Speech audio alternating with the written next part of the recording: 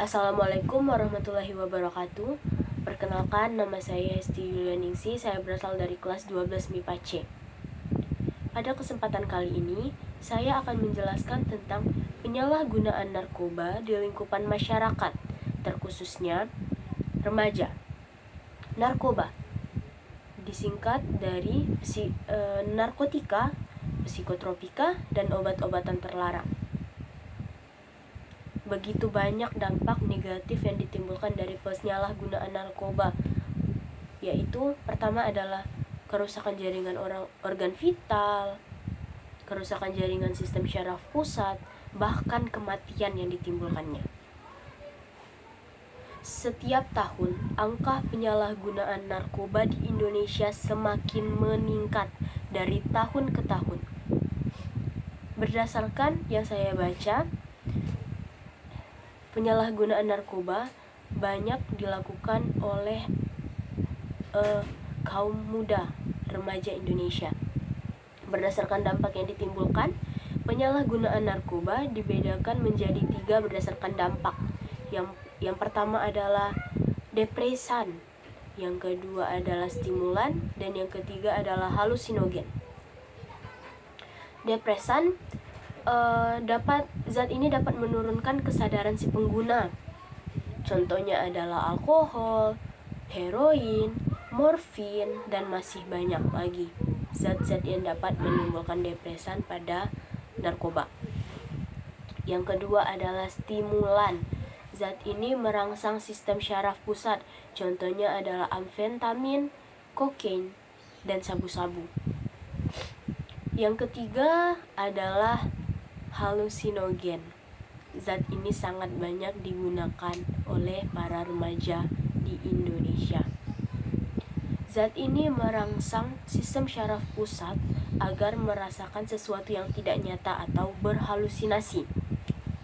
Contohnya adalah kanabis, LSD, terus marijuana atau yang dikenal dengan ganja.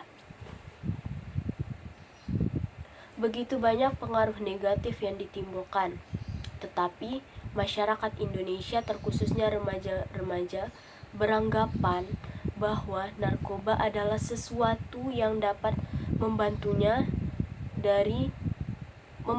keluar dari masalah kehidupan yang dia alami. 1. Dampak penyalahgunaan narkoba di kesehatan diri sendiri.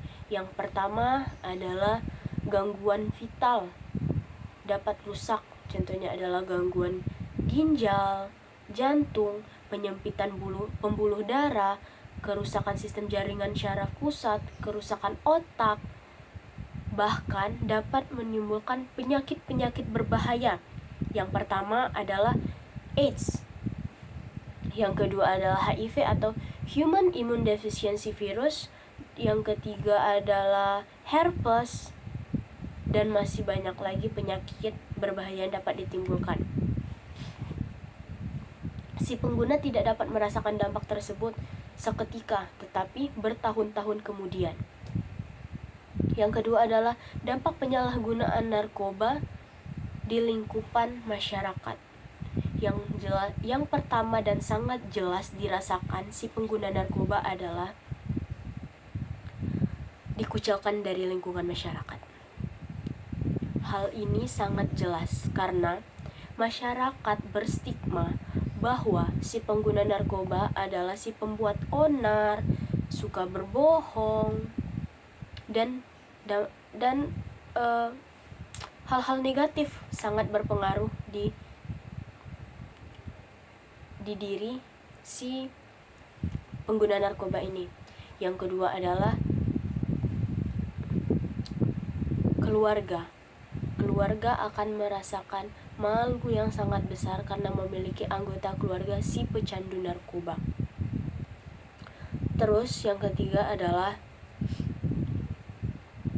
kurangnya rasa percaya seseorang di sekitar si pengguna narkoba, karena ia beranggapan bahwa si pengguna narkoba adalah seseorang yang senantiasa berbohong atas ucapannya maupun perbuatan yang ia lakukan.